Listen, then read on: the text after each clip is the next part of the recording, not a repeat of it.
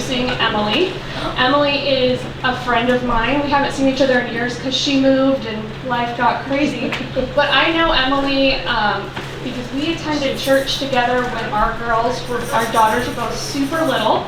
And they're about the same age, and so the girls in the back have learned how to ride their bike in my driveway with my daughters. We've gone to the zoo together a whole bunch. So I know Emily in that context, and when she was fostering Paige as well, which I don't know if you're going to talk about Paige at all. So, but Emily is one of those women that I really love because she's compassionate, and she's a strong woman. And she's honest, so the struggles of what it's like to be in the field that she's in. If you want someone who will tell you what it's really like, Emily will do that. But she will also fight for the people that she loves, and that's how I know her. And when we were planning this conference, I kind of stepped in halfway, and I was like, I have the perfect person I know that we can call. So I'm going to read her official title, because I don't remember that. So Emily is the program director for the Guardianship, Advocacy, and Planning Services program at the ARC Oregon.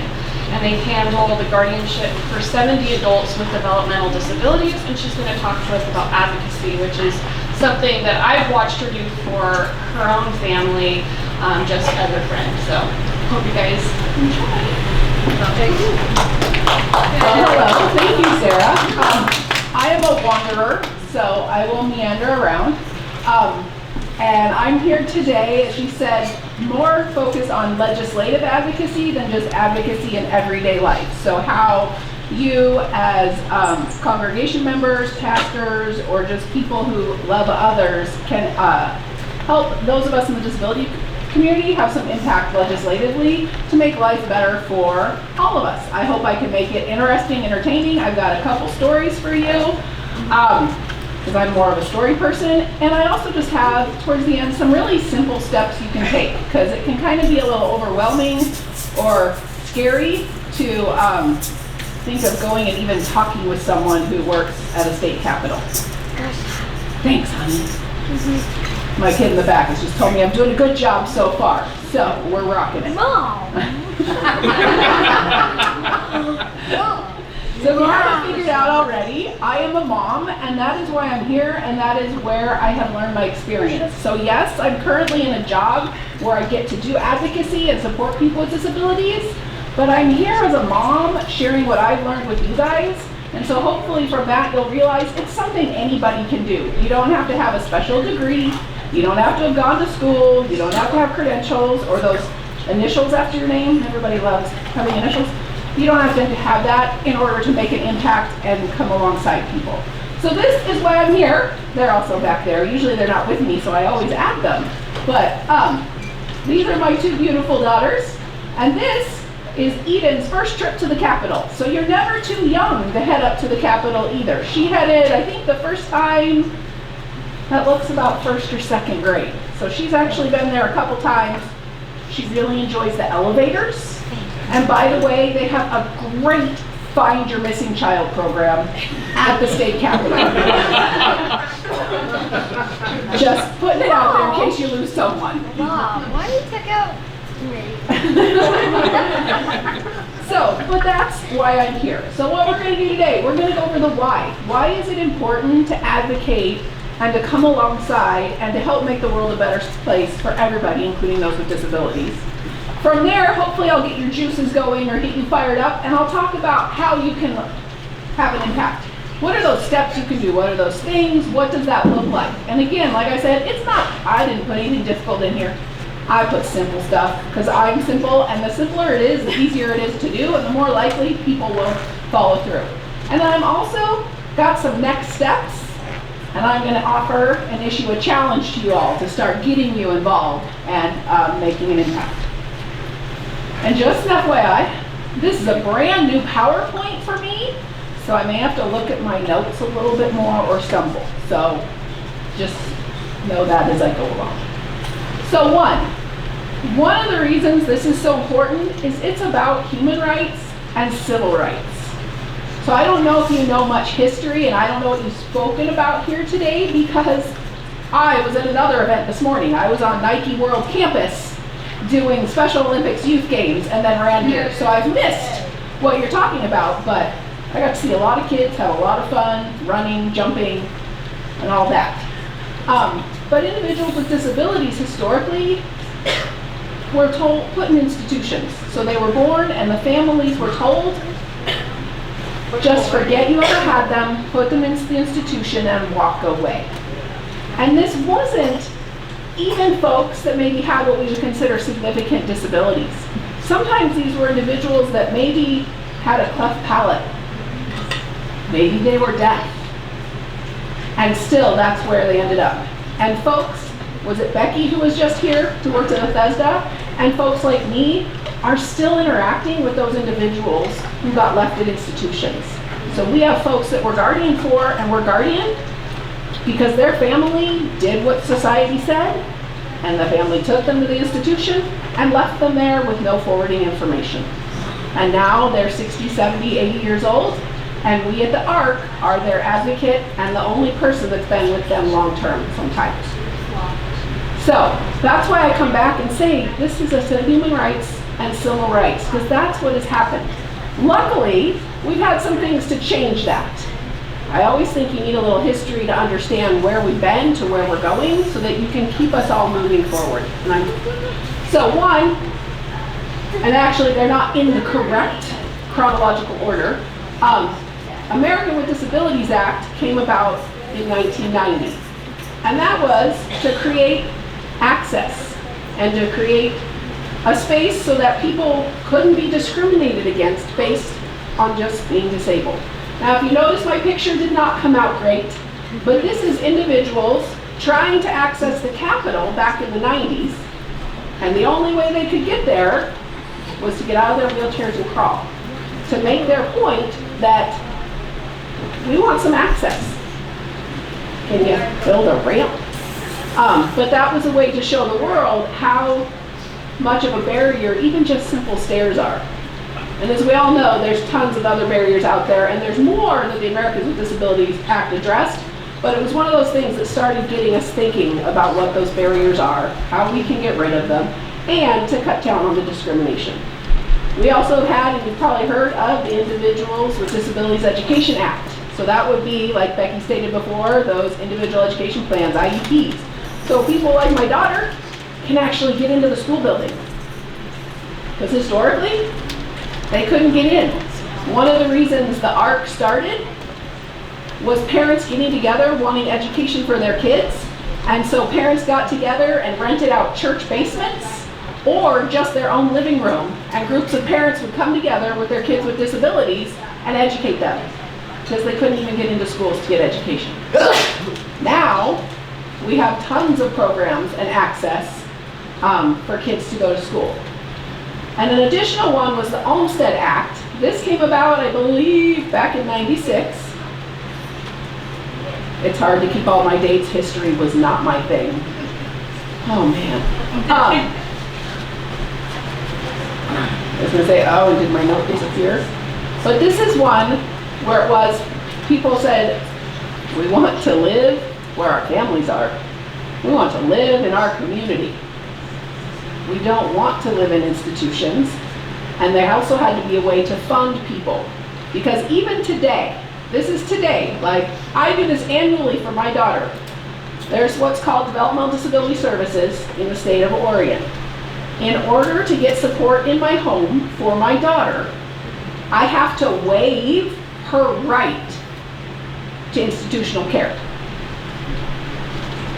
So what that means is the default to get support and services, because of the way the law is currently worded, is still in an institution. Luckily, Oregon doesn't have any.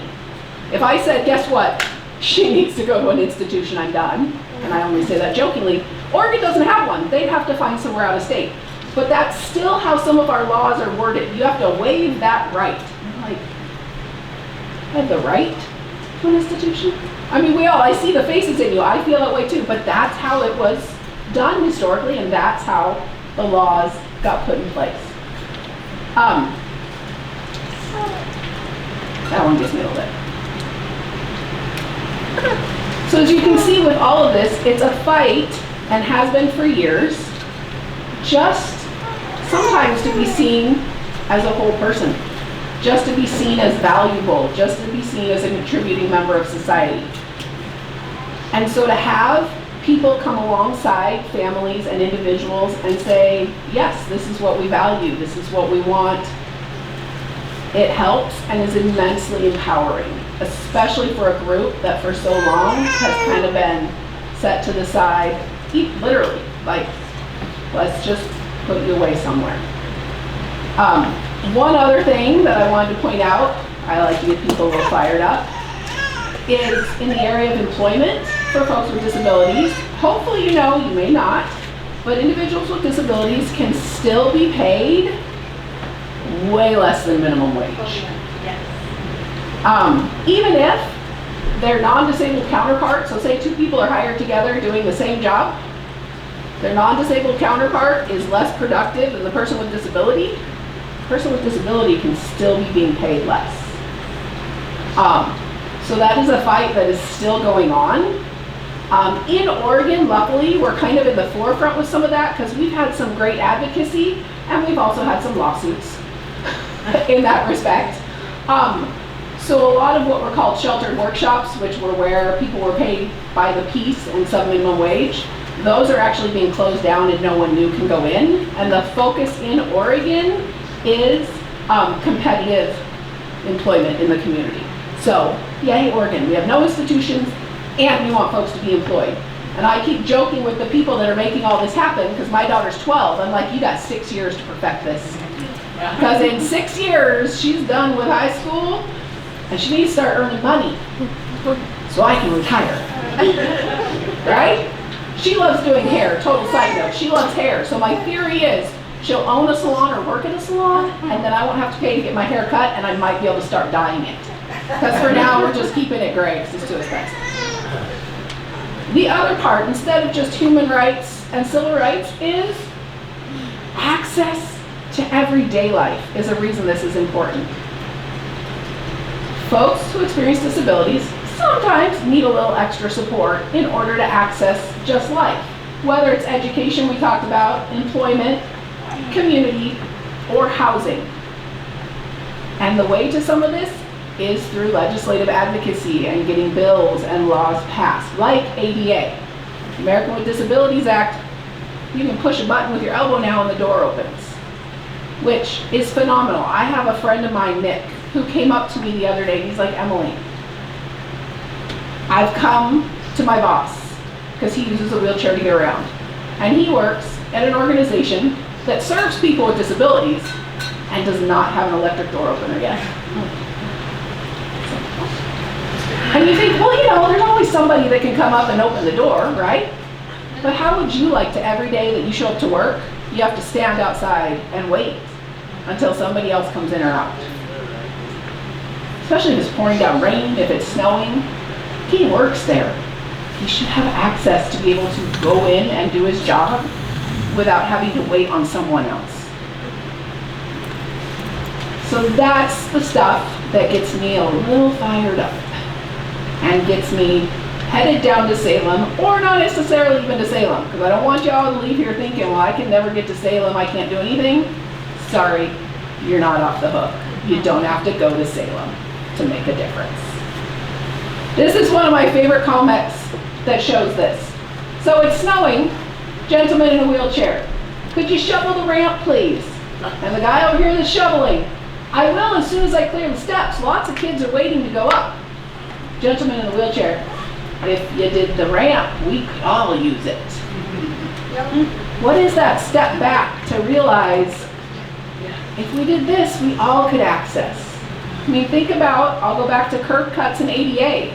Who here has ever pushed a kid in a stroller? You like those curb cuts, don't you? Who here has ever maybe had a broken leg or had grandma with the walker and showed up somewhere to an elevator? It helps all of us. Or, no one here probably has ever gone walking down the road not paying attention, and thank goodness for the little stripe on the curb, because otherwise you'd have fallen off. It makes it accessible to everybody.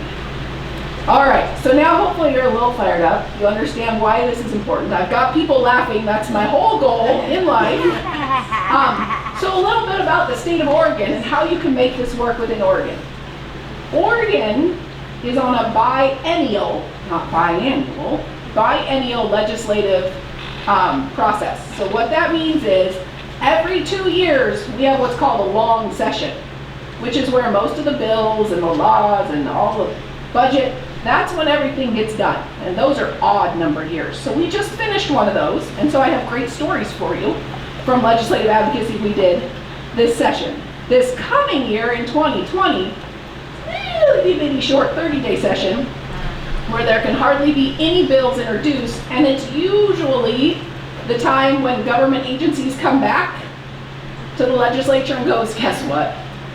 We made a mistake on our budget, need a little bit more money. So you usually don't get much done in 2020 or in the even number years, which means y'all are getting this information now, and you've got a year and a half to prepare for what you're going to do in the next long session. All right? So it's every 2 years. The other part is we have 2 houses, House of Representatives and the Senate. Everything has to pass both houses. So when I get to a few slides later, this comes up, you got to know people in both sides. Because if you only know someone on one side and you talk to them, the other side might not get the right picture. And the other part, this is where you're not off the hook, and this is something I didn't know because I always thought I could never go and help because everything's in Salem, right? All those folks have local offices. So whatever area you live in, your representative, your senator has a local office. However, most of the times they won't meet you there. They like to go out to coffee. Cool. And I've heard coffee brought up already here, so I enjoy that. But yeah, so that's kind of what Oregon looks like to give you the picture. Now, the most important and the easiest way to make an impact is just to get to know your legislator.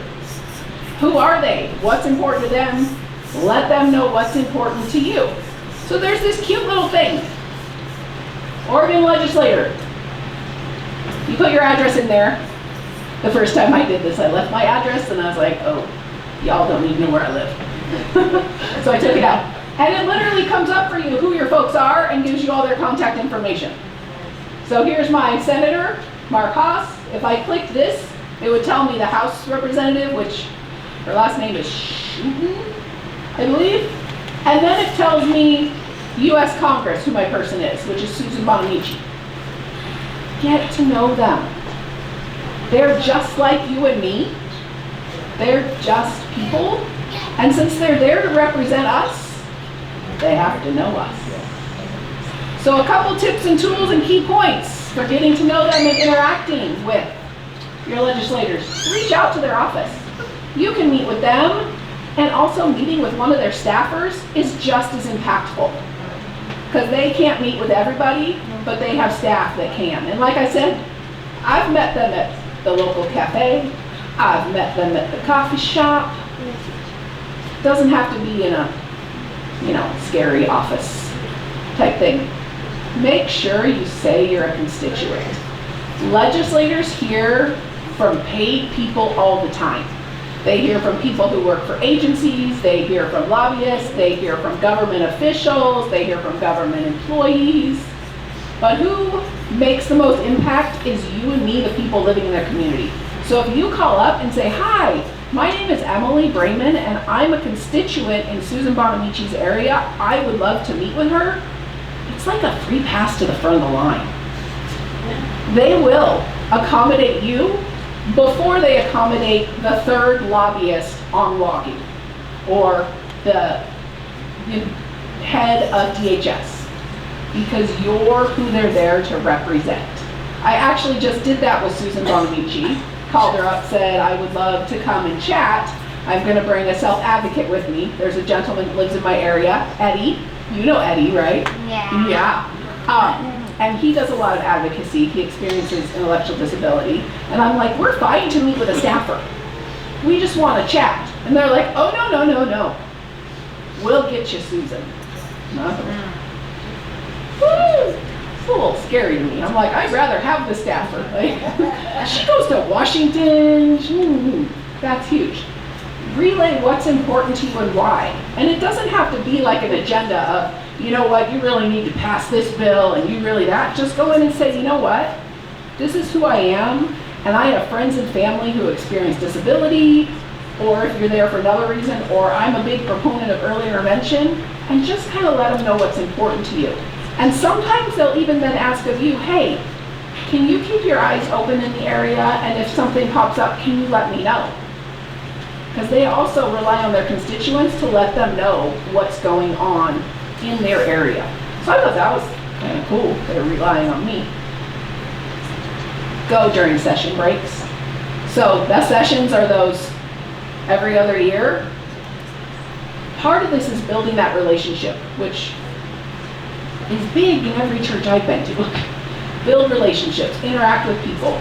You don't want them to think we only want to talk to them when we actually want something, because nobody feels good when that happens, right? Like you have a best friend who never ever calls or nothing, never interacts, and then all of a sudden they call you because they want X, Y, and Z. Legislators don't want to feel that way either. So get to know them outside of session when they're not as busy, when you can interact with them a bit longer. Because if you try during long, so in 2021, you try to meet with your legislator in February, they're going to have 10 minutes for you. Because they've got committees, they've got to be on the floor, all this stuff. The other part is once you've met them, seek them out at community events. So I used to live in Columbia County with Sarah. And Mr. Brad Witt is out there, and is it Betty? What's her name? I can picture her with big glasses and the dark hair. Anyways, she's with one of our representatives. They go to county fairs. They go to the egg hunt every year. And so since I'd already introduced and met them at the coffee shop or whatever, I'd go up and say, hey, how are you doing? Hi, just so they know and remember my face. And so they feel valued, I feel valued, I introduce my kids if they want. I have one kid that she doesn't want to be introduced. Yeah, that would be you. But just to get to know them, because that also helps you, because when you know someone better, it's easier to go talk to them, right? At least it is for me. I even hate calling people cold turkey on the phone. But if I talk to you, met you face to face, then you've got a problem, because I'll call and talk to you all the time. But it's the same, just get to know them. So one thing I wanted to let you know, oh, I think I moved this, but I can start it here. Citizens can have a huge impact in Oregon, and just by this process, there was a gentleman who went to his legislature last November and brought up an issue that was important to him. The legislator actually looked into it. It was like, oh, this does sound important. And then that person had his staff call the ARC Oregon, because the ARC Oregon does a lot of advocacy and is seen as an advocacy organization. So we got a phone call from the legislator saying, hey, could you come in and educate us more on this issue, because we want to see if it really is important. And so my supervisor and I went in and we talked with the legislator and got him, and a bill actually got introduced to address the issue that one gentleman brought up in November to his legislator. Ultimately, the bill didn't pass, but that's kind of amazing to me that one person brought something up in a meeting with their legislator, and the legislator's like, you're right, that is an issue, and walked it through, got more information, and it did make it to a bill. And that's how it works in Oregon. I've been part of what's called supported decision making in Oregon. I won't go into that, it's like a whole 5-hour thing. But it's seen as an alternative to guardianship. And I was with a group of people, and we got a bill looked at this year in the legislature about supported decision making, and ultimately it didn't go through because the nursing home folks didn't like it. They lobbied against us. But to be able to work on something and see that and know that it can come from you and me is pretty, at least to me, felt pretty good. Like I said, citizens can have impact. Another way, besides just meeting with your legislator, if you're really into this and want to like be nervous as all get out, bills in Oregon go in front of what they're called committees. And so you can actually go if you want and testify. And what that means is you get to sit at this desk, you literally get 3 minutes, and they have a stoplight for you to watch that'll tell you when your 3 minutes is up. And you get to tell a board of legislators why X, Y, and Z is important to you. Again, they hear a lot from paid people, whether it's nonprofit agency staff, government officials, paid lobbyists, and those people get their 3 minutes and literally will be cut off mid-sentence.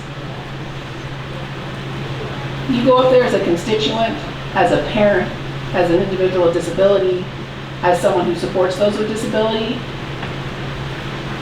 you usually get a little more time. And afterwards, they will each usually come down and thank you for coming down and saying it. But you just go, and I went, because the state of Oregon changed things a while ago, and we got more support. That K plan that Becky mentioned, you don't need to know the ins and outs, but it came and gave support for families like mine, so that my one daughter could have a caregiver, and I could have one-on-one time with my other daughter, which was phenomenal, because that was the first time that had really happened for us, because I adopted them as a single mom, so it was just me. So when I went to the legislator to testify, because they were going to cut that budget, I didn't necessarily go to say why it was so important for my younger daughter. I wanted the legislator to know the impact that supporting her had on the rest of my family. And I thought, like, I had my 3 minutes planned, and I had a place marked where I'm like, if I make it to here without crying, we're bingo. Couldn't even get my name out. Stuttered through the whole thing. But they listened. I did get my extra time, and they all came down and thanked me for coming. So if you ever look and there's some bill that is very important to you, you can go down to Salem, you have to sign in, and you can testify and say, this is why this is important to me, or this is why this is important to my congregation, or my community, or the school where my kid goes. It can be any of those. Another one that was really impactful this year, remember how I talked about institutions that we had and how people were left there, and the care wasn't always the best. Oregon shut their institution down, Fairview, and then to make it up to people who experience intellectual and developmental disabilities, when they sold that property, they promised those individuals that that money would go into the state of Oregon's general fund, and it could be used for anybody who experienced intellectual and developmental disability to help with housing, whether it be housing modifications, adaptive equipment, any of that.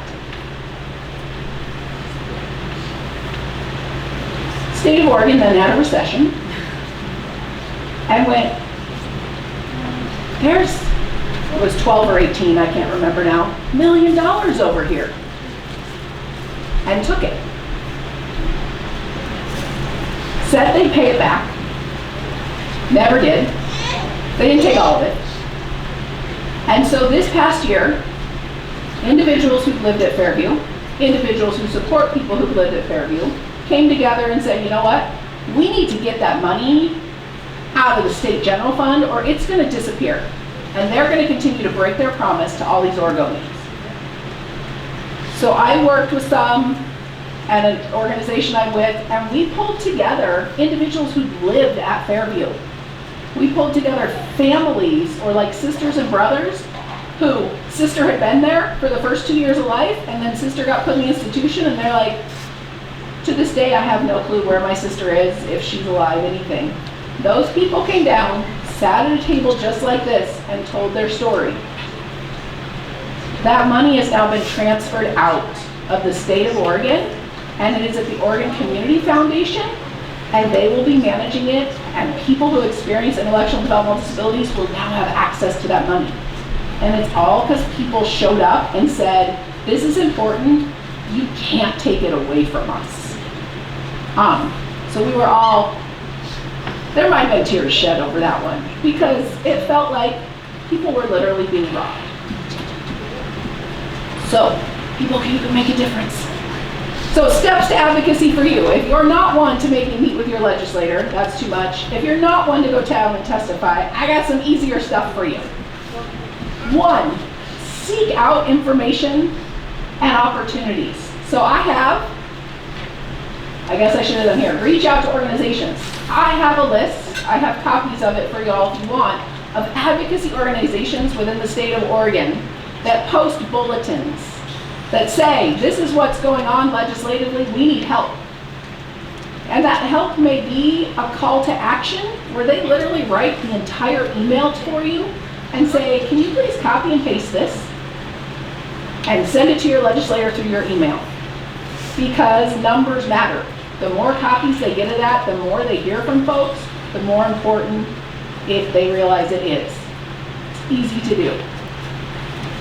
You can also, with those organizations, seek out information and opportunities. Whether it's just doing that email, another one is, a lot of times, people with disabilities need that extra support, right? You can be that support. Whether it's someone can't get down to testify because they can't drive. You know, can you head on down? Or can you reach out to that organization, like one that I have on here is the Oregon Go Project, and say, hey, we would love to help you on one of your advocacy days. Can we come down and can we sponsor the room you're going to be in and keep the refreshments going and help people maybe find the legislator's office where they're going to go? So you might not be doing the testifying, but you're helping people make it happen. It's very easy. And the other part is join people at events. So like I said, the Go Project has what are called Developmental Disability Advocacy Days. They also already have the dates for 2020 and 2021, where you can go down and meet them at the Capitol and do like I just said. Say, you know what, we'll bring the treats, we'll man the room, we'll walk people to meet with senators and legislators so they can get done. Because there are only so many of us, because I straddle that professional and personal, but there's only so many of us. And the more help we can have, the more people we can leverage, and the more we can get done on one of those days.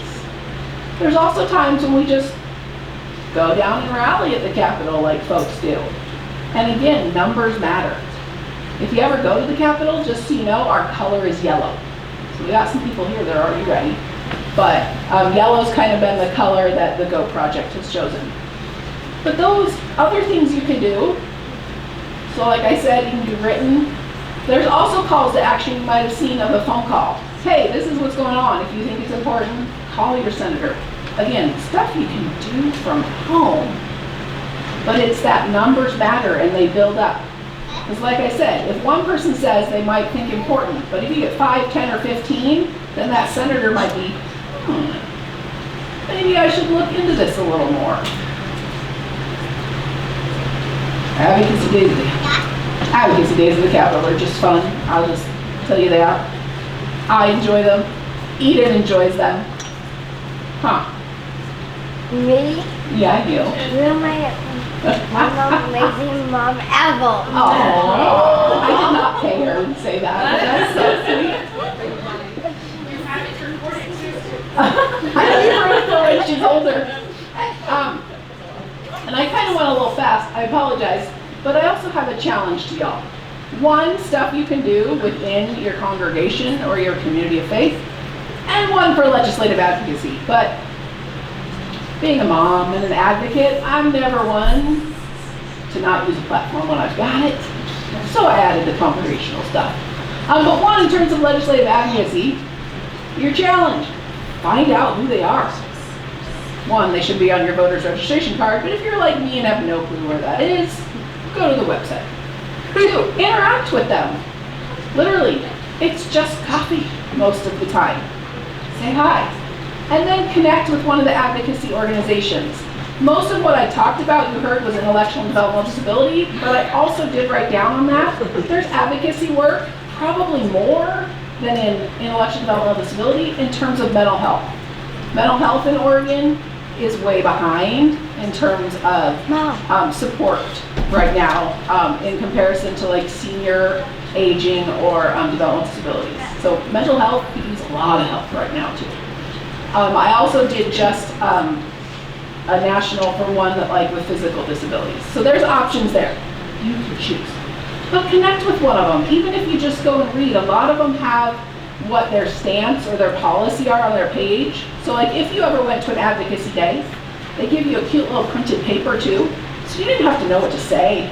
You can just go meet with your representative and slide them a piece of paper and say, I'm here supporting these folks and this is what's important to them. But a lot of them have that on their webpage just so you can educate yourself and know a little bit about what is important to that particular community, whether it's mental health, physical disabilities, or intellectual developmental. My other one is within your congregation in terms of acceptance, welcoming, belonging, all those words you've already heard. How can you make this work? Not the advocacy part. This is individual advocacy, mom, from personal experience and struggles I've had. Sunday school and vacation Bible school. What can you do to make them more accessible, more inclusive?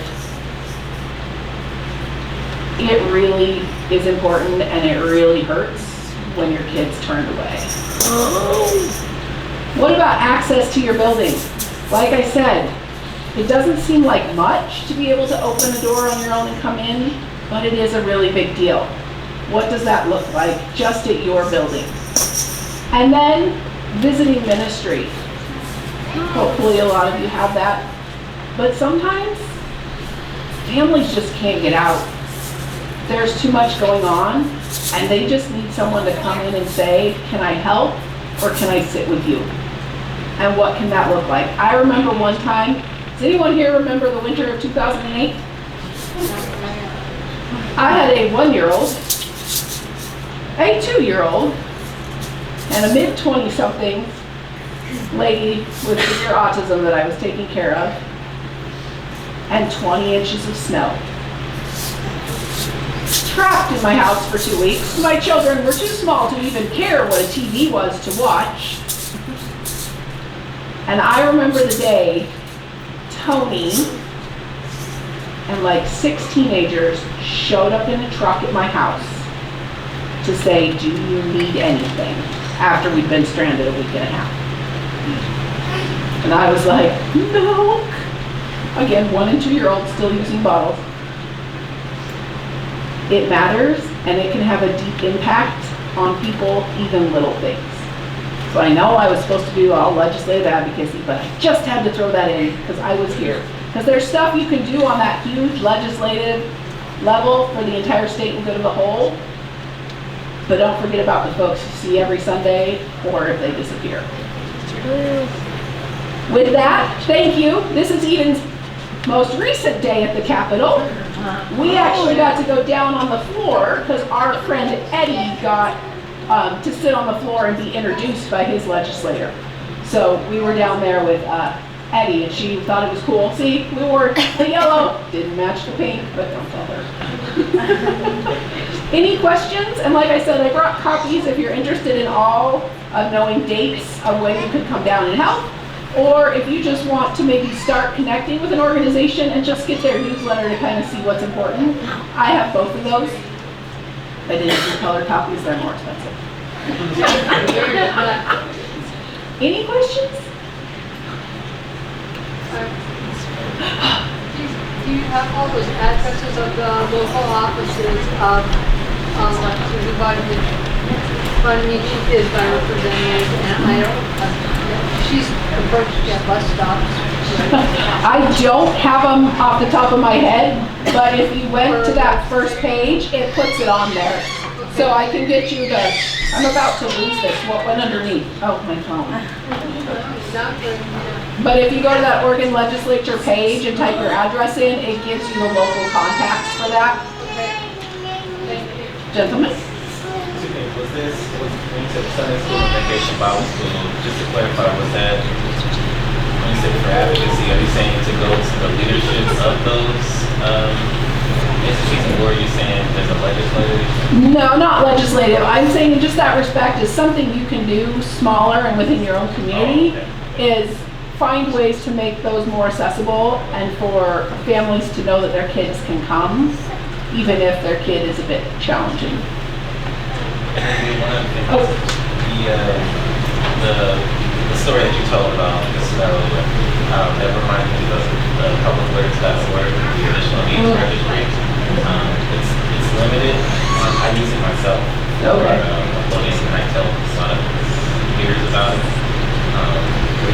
your information about the needs that you might have. If And what was that called? the additional needs registry, which So is you- on the public alert site and the website. You can put in that you're diabetic, take insulin, and Okay. there's a power outage. You're probably going to need someone to come around, or That is awesome. to be aware. But it'd be nice if it was expanded. I don't know if anyone knows about that. But it'd be nice. It's pretty limited in terms of what you can put in there. But you can put some things in there, your situation, and the EMS is notified. And you get something like that. Awesome. He's talking about an additional needs registry that you can use that's on the like emergency alert network. So like my story with the snow, you can put on there and know, and it may be something that folks could kind of do on the side to see what it's there and see if they could help someone in a situation like that. Green shirt. Hi. Hi. Thank you for this. This is awesome.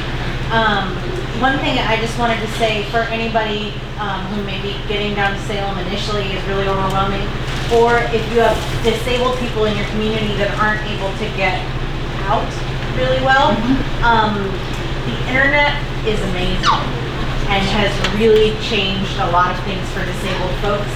And more representatives are really responding to not only emails, but even Twitter messages, Facebook reaching out.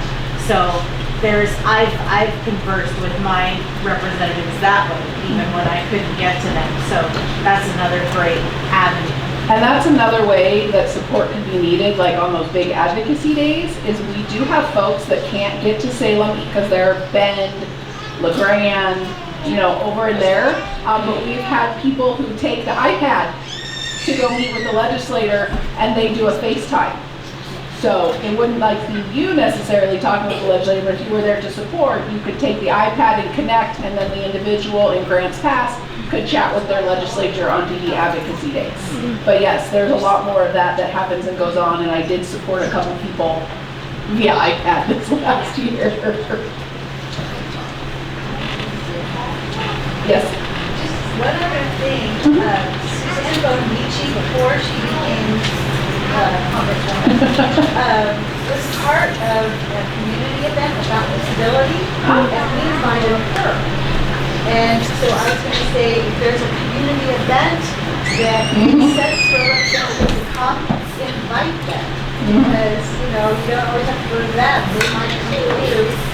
It's very interesting. And she really is an advocate for disabilities in the Congress. I know she is. That's true. We actually, an agency I used to work for called Fact Oregon does an all abilities triathlon. So a triathlon for folks with all types of abilities or disabilities, and we invited Merkley. I don't know if he came, but yeah, you can invite to come, because then they get to see and make that connection and relationship. So I am now staying, so if you have questions that you come up with later, because that's what I am at 2 o'clock in the morning, I'd be like, oh, I will be here tonight and tomorrow, and you can ask. And I have those forms, and everybody's looking at their time. I did get to start late, so I'm not technically over. You're totally fine.